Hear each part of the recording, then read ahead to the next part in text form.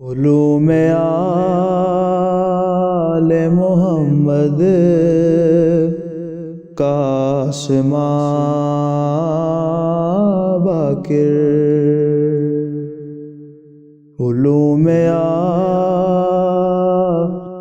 محمد قاسماں باقر،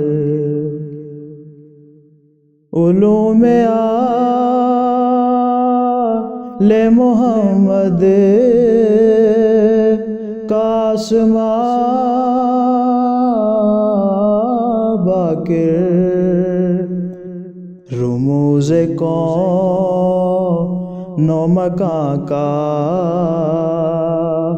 ہے رازداں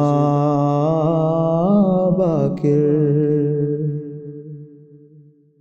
اعوذ باللہ من الشیطان الرجیم، بسم اللہ الرحمن الرحیم، الحمدللہ والصلاة والسلام علی رسول اللہ وآلہ آل اللہ، اما بعد فقد قال صاحب رسول اللہ صلی اللہ علیہ وآلہ جابر ابن عبداللہ الانصاری، یا باقر انت الباقر حقا انت الذی تبقر العلم بقرہ۔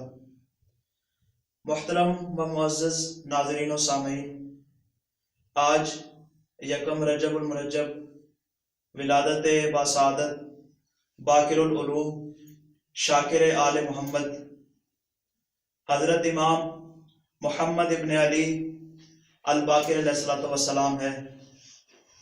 آپ کے بابا حضرت امام زین العابدین علیہ السلام ہیں، اور آپ کی والدہ ماجدہ حضرت فاطمہ بنت حسن ہیں۔ تو یہاں پہ یہ کہنا مناسب اور سزاوار ہوگا کہ آپ تمام ائمہ میں سے وہ واحد ہستی ہیں جو نجیب الطرفین علوی بھی ہیں اور ہاشمی بھی ہیں، یعنی آپ کے دادا حضرت امام حسین علیہ السلام اور آپ کے نانا حضرت امام حسن علیہ السلام ہیں۔ بچپن کے زمانے سے لے کر جوانی کے عالم تک تمام واقعات ہوتے رہے۔ وہ تمام واقعات، وہ زمانہ، وہ عہد، وہ حکومتوں کی لڑائیاں، وہ سیاسی اثر و رسوخ، وہ کیسا زمانہ تھا، میں یہاں پہ تھوڑا سا اس کا پس منظر بیان کرتا چلوں کہ یہ وہ زمانہ تھا کہ جس میں اموی اور عباسی جو دو بڑی حکومتیں تھیں وہ آپس میں ایک دوسرے کے ساتھ پنجہ آزمائی کر رہی تھیں۔ اموی برسر اقتدار تھے، جبکہ عباسی اسی کوشش میں لگے ہوئے تھے کہ امویوں کو کسی طرح تخت سے اتار دیا جائے اور تخت پر قبضہ کر لیا جائے۔ ان حالات میں امام محمد باقر علیہ السلام کو موقع ملا کہ دنیا کی باقاعدہ سب سے پہلے یونیورسٹی اور حوزہ علمیہ کی بنیاد رکھی، اور امام علیہ السلام کے حوزہ سے کئی شاگردوں نے استفادہ کیا۔ حالانکہ یہ ایک ابتدائی لیول پر اور یہ مختصر سا حوزہ تھا، لیکن آپ کے بعد آپ کے فرزند ارجمند حضرت امام جعفر صادق علیہ السلام نے اس کو وسیع کیا، اور پوری دنیا سے مختلف علوم میں لوگ آ کر امام صادق علیہ السلام سے استفادہ کرتے تھے۔ امام باقر علیہ السلام سے جتنے شاگردان نے استفادہ کیا، اگر ہم تاریخ کے صفحات کو پلٹیں تو معلوم ہوتا ہے کہ تقریباً 464 افراد اور راویان کہ جنہوں نے امام محمد باقر علیہ السلام سے روایات لیں۔ ان میں سے چند ایک افراد کے نام میں یہاں پر بیان کرنا چاہوں گا، جیسا کہ اصحاب اجماع میں بھی جن کا شمار ہوتا ہے، برید ابن معاویہ اجلی اور جابر ابن یزید جوفی، ابو حمزہ صومالی، اور اسی طرح محمد ابن مسلم کوفی، عمران ابن اعین، زرارہ ابن اعین، اور اس طرح کے دیگر جلیل القدر اصحاب کہ جن کے بارے میں امام علیہ السلام نے فرمایا حضرت زرارہ ابن عین کے بارے میں فرمایا کہ اگر زرارہ نہ ہوتا تو ہماری احادیث ضائع ہو جاتی، لوگوں تک ہمارا دین صحیح شکل میں پیش نہ ہو پاتا۔ اگر ہم بات کریں اہل سنت برادران کے ائمہ کی، تو جلیل القدر ائمہ جیسا کہ امام مالک، امام شافعی اور امام ابو حنیفہ نے حضرت امام باقر علیہ السلام سے کسب فیض کیا۔ اور اگر بات کی جائے مصنفین کی تو بلازری، طبری، سلامی اور خطیب جیسے بڑے بڑے مصنفین نے اپنی کتابوں میں امام علیہ السلام کا نام ذکر کر کے سعادت حاصل کی ہے۔ اور اگر ہم آ جائیں تفاسیر کی جانب اور دیگر احادیث اور فقہ کے کتب کی جانب، تو اس میں ہم چند مشہور ناموں کو دیکھتے ہیں، جیسا کہ موطا امام مالک، سنن ابی داؤد، اسی طرح تفسیر نقاش اور حلیت الاولیاء اور اس جیسی دیگر عظیم اور ضخیم کتابیں کہ جنہوں نے جہاں پر بھی آپ کا ذکر کیا تو کہا قال محمد ابن علی الباقر، محمد ابن علی باقر نے اس طرح فرمایا ہے۔ حاکم وقت حشام بن عبد الملک نے ایک مرتبہ امام محمد باقر علیہ السلام کو حکم دیا کہ وہ مدینہ چھوڑ کر شام میں میرے پاس آئیں۔ امام علیہ السلام نے اپنے فرزند ارجمند حضرت امام جعفر صادق کو اپنے ساتھ لیا اور ملک شام کی جانب روانہ ہوئے، اور اس نے ایک بہت بڑی گستاخی کی امام کی شان میں کہ پہلے روز امام علیہ السلام نے ملاقات کا ارادہ کیا تو اس نے اجازت نہ دی، دوسرے روز بھی اسی طرح ہوا اور تیسرے روز بھی اسی طرح ہوا، بالآخر چوتھے روز اجازت ملی۔ اب چونکہ یہ واقعہ طویل ہے، میں فقط یہاں پہ ایک بات کرنا چاہوں گا کہ یہ گمان باطل رکھتا تھا، یہ اس سوچ میں تھا کہ میں محمد ابن علی الباقر کو مرعوب کر دوں گا، چلا تھا فرزند رسول کو مرعوب کرنے کے لیے، لیکن خود بخود ہی مرعوب ہو گیا۔ المختصر امام علیہ السلام اس کے دربار سے باہر نکلے۔ اب شام کے دربار کے باہر ایک وسیع میدان تھا، تو امام علیہ السلام نے دیکھا کہ میدان کے آخر میں کچھ لوگوں کا گروہ جمع ہے۔ امام علیہ السلام نے حشام کے درباریوں سے پوچھا کہ یہ کون لوگ ہیں جو یہاں پر گروہ کی شکل میں موجود ہے؟ اس نے جواب دیا کہ یہ وہ لوگ ہیں جن کا تعلق عیسائی مذہب سے ہے، اور یہ ہر سال یہاں پر جمع ہوتے ہیں اس لیے کہ ان کا ایک بڑا پادری یہاں پر آتا ہے اور ان کے سوالات کے جوابات دیتا ہے۔ امام علیہ السلام چلے اپنے فرزند کے ساتھ اور جا کر ان عیسائیوں کے مجمع میں بیٹھ گئے۔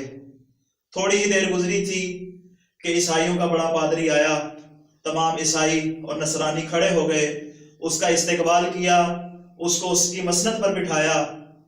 تو جیسے ہی دیکھا مجمع کی جانب نظر دوڑائی، اس کی نظر چہرہ امامت پر پڑی، تو ایک ہی اس نے سوال کیا، آیا آپ ہم میں سے ہیں یا امت مرحومہ میں سے ہیں؟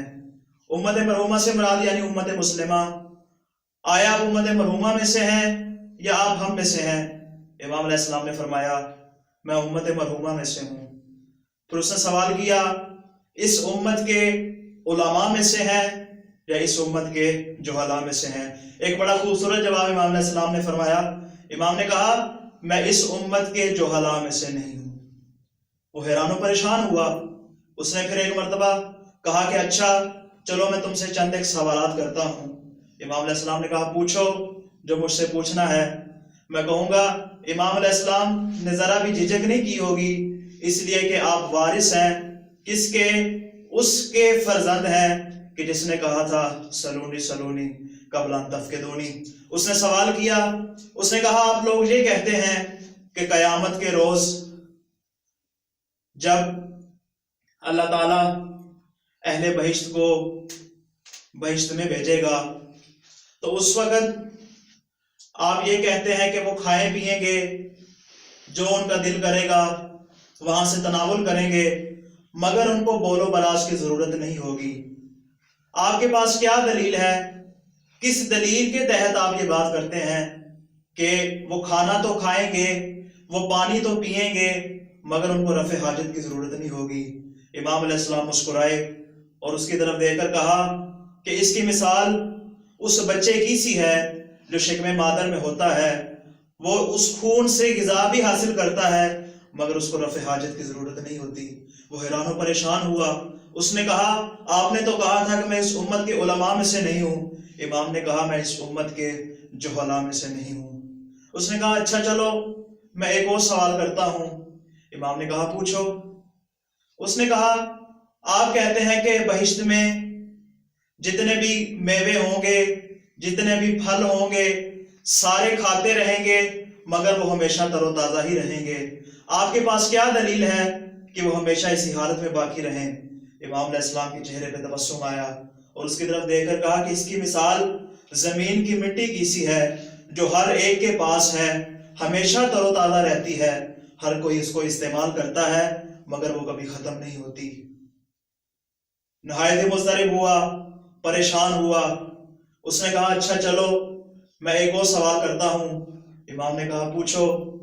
اس نے تیسرا سوال کیا۔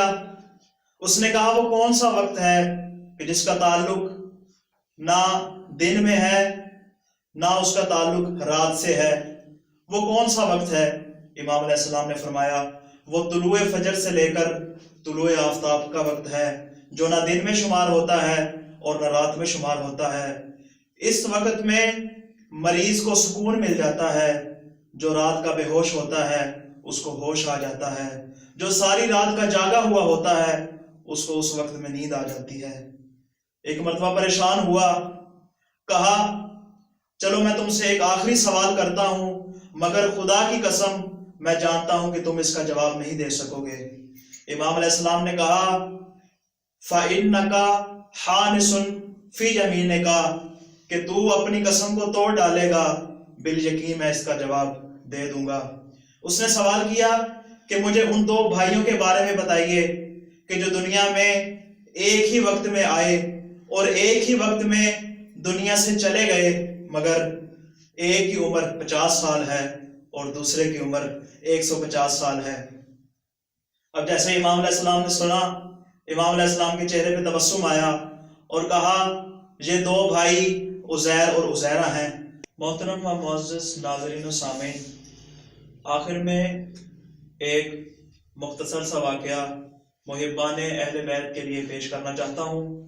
یہ واقعہ روضۃ الکافی صفحہ نمبر 76 حدیث نمبر 30 اور اس کے علاوہ بہار الانوار جلد نمبر 46 اور صفحہ نمبر 362 پر موجود ہے۔ اس واقعے کو نقل کرنے والے حکم بن عتیبہ ہیں۔ یہ کہتے ہیں کہ ہم ایک مرتبہ محضر امام محمد باقر علیہ السلام میں بیٹھے ہوئے تھے کہ ایک بزرگ شخص آیا اور اس نے کہا السلام علیکم یا ابن رسول اللہ، اور پھر حاضرین و سامعین کی طرف منہ کر کے کہا السلام علیکم۔ سلام کی اجابت کے بعد اس نے امام علیہ السلام کی جانب چہرہ کیا اور کہا یا ابن رسول اللہ، آپ اجازت دیتے ہیں کہ میں آپ کے پاس آؤں؟ اس لیے کہ میں آپ سے محبت کرتا ہوں، میں آپ کا دوست ہوں اور میں آپ کے دوستوں کا دوست ہوں۔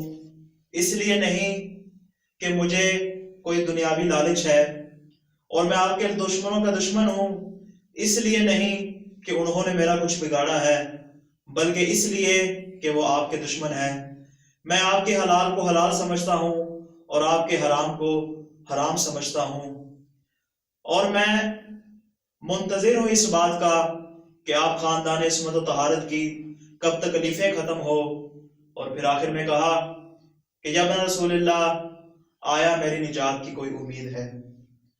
امام علیہ السلام نے کہا اے بزرگ، اے شیخ، میرے پاس آؤ اور میرے پاس آ کر بیٹھو۔ جیسے ہی وہ امام علیہ السلام کے پاس آ کر بیٹھا تو امام علیہ السلام نے اس کے چہرے کی طرف دیکھ کر فرمایا کہ ایک مرتبہ میرے بابا امام زین العابدین علیہ السلام کی طرف بھی آپ ہی کی طرح ایک شخص آیا اور اس نے بھی یہی سوال کیا۔ تو امام علیہ السلام نے اس کے جواب میں ارشاد فرمایا کہ جو شخص خاندان اہل بیت سے محبت کرتا ہے، اللہ تعالیٰ اس کی محبت کے نتیجے میں اس کے دل میں سکون پیدا کر دیتا ہے، اس کے قلب کو مطمئن کر دیتا ہے۔ کرامن کاتبین اس کا استقبال کرتے ہیں، روح و ریحان جنت میں اس کے لیے حاضر اور موجود رہتے ہیں۔ یہ اس صورت میں ہے کہ اگر اس کی روح اس کے حلق تک پہنچ جائے، لیکن اگر وہ زندہ رہے تو اللہ تعالیٰ اس کی آنکھوں کو منور کر دیتا ہے اور بہشت میں اس شخص کا مقام ہمارے درجے میں ہوگا۔ اب وہ بزرگ ایک مرتبہ حیران ہوا، کہا یا ابن رسول اللہ، آپ یہ کیا بات کر رہے ہیں؟ آیا یہ تمام صفات اگر میرے اندر ہوں تو کیا میں آپ کے درجے کے برابر ہو سکتا ہوں؟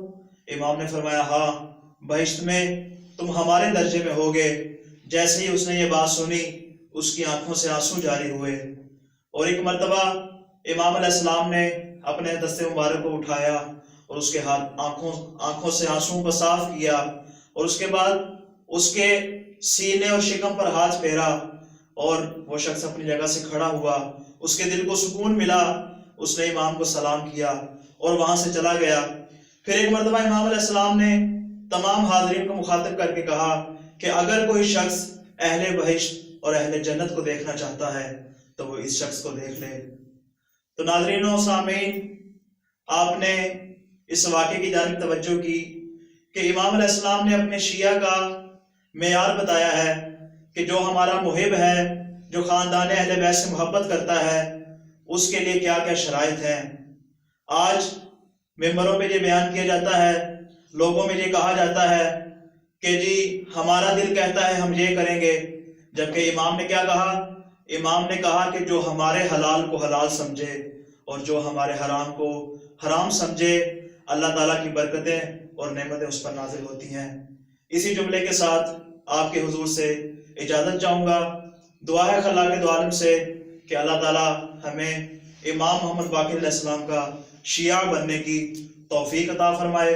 والسلام علیکم ورحمۃ اللہ وبرکاتہ۔